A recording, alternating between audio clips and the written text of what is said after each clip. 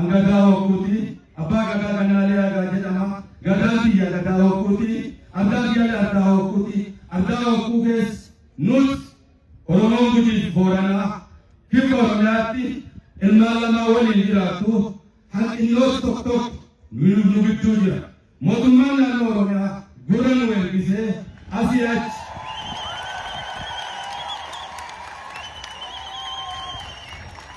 dogongorri fedhalle yoo raawwatameeru meteete nuti gadarroo malee wanni nu tokko jennee ilaalamne tokko jennee gaafa odocha yaannu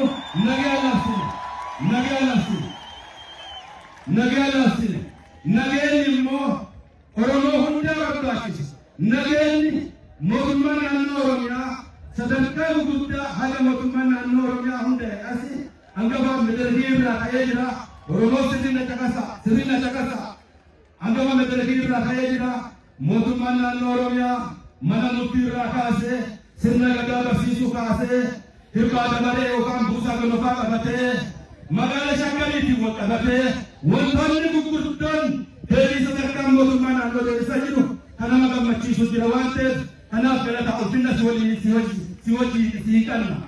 Itti aansinee nuti Oromoon Booranaaf Gujii dhugaa walirraa qabna. Dhugaa keenya gurra nu eebbisiiti. Hagalli fedhattee jirti. Dhugaa keenya nu deebiti.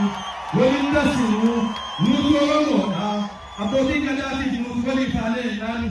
Sin atilletti rakkattu. Dabiyyee yoo jiraate waaqni Oromoo si gargaara. Waaqni Gujii si gargaara. Waaqni ummata tokko si gargaara. Dhugaa keenya dhugaa Booranaa nuti Booranaa jechuun Boorani nu jibu hanqinna jiru gurra nu ergittee madirakii nu uumtee carraa nu badhittee nuti Oromoo wal malee nama biraan qabna wal qabna. Kanaaf dhugaa tana karaa kanaan mootummaa keenya si jaalannaa si kabajnaa si ulfeessinaa ati mootummaa keenya si wajjin jirra dhugaa jirtu immoo dhaabbadhi ilaali. Jaarsi Oromoo cinaatee jira, gadaa Oromoo dhugaatee jira, waan Oromoo si gargaara, tajaajilu qaba. Inni dhimma aba'oo fi uummata Oromootti wal qabata. Uummata Oromoo yeroo addaa nagaa barbaada. Dheebuun nageenyaa qaba. Dheebuun nageenyaa inni qabu kun gadaa Oromoo kana keessa hin furama.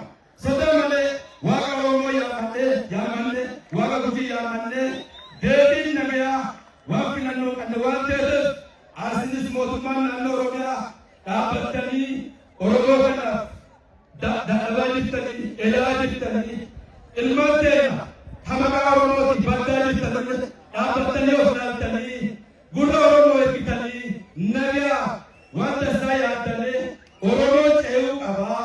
Oromoon akka mixaa wali hidhee Afrikaa addunyaaf ta'uu qaba waan taateef isuma kanas hidhaamata waan taateef amma kana ibba kiyyaa deebi'aa maalee waan Gujii waan Afaa waan Dhaaltaa karaa si xuttanetti hagoommaa makiinaatiin dhufu goommaan keessii nagaya ati yaaraan dhutti ati yaari keessii nagaya hakotteen dhutti kotteen keessii nagaya hamiilaan dhutti miilli keessii nagaya ardaa ati baate ardaa nagayaa sii ta'u ardaa quufaa sii ta'u ardaa rakkiti keessa jirta si haa ta'u karaa wadda karaa nagaa gala eessa saqee nagaa sii haa ta'u waan Oromoo sin tursu waan Gujii sin tursu waan Gujii gurraachaa isin dura aanu nuti qulqullu waan Oromoo wada qulqulleesse tokko nu haa godhuuti ulfaadha karaa nagaa galaa kottee qarabaa qabattoo weenni nagee